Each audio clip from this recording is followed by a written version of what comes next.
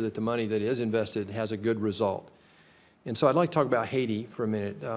I was elected in November of 14, and between then and the time I was sworn in as a private citizen, I went on a mission trip to Haiti to try to rebuild a school and hopefully some housing and so forth for an orphanage, 275 kids down there.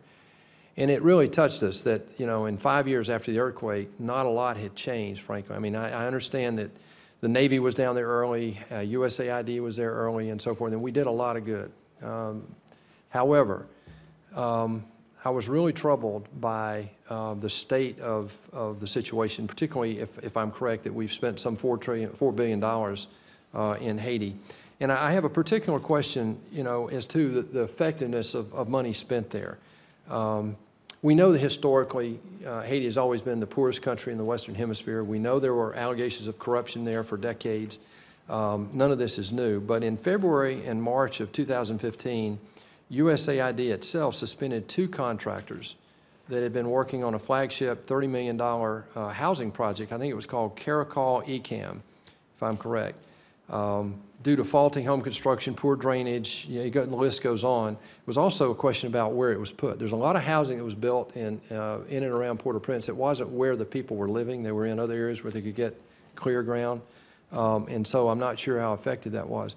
Can you speak to the follow-up that USAID has in a country like Haiti to be sure that the money goes to the people that needs to help, that we're not just using U.S. resources, that we're using local resources when we can, and that the results are, after a 5-year period of time, effectively what we wanted out of $4 billion investment? Senator, thank you for that, and thank you for sharing your personal experience. You know, Haiti is one of the poorest countries in our hemisphere, and so it has a particular amount of attention, especially after the earthquake there.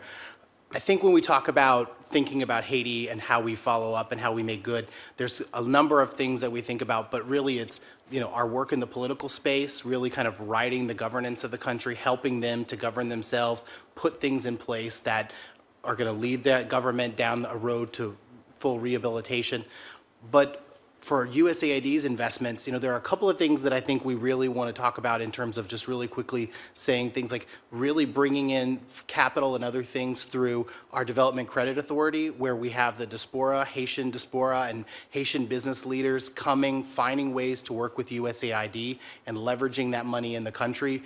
That's the kinds of things that I think really help, one, lower the U.S. government's risk, but also allow us to do things that are sustainable and locally owned.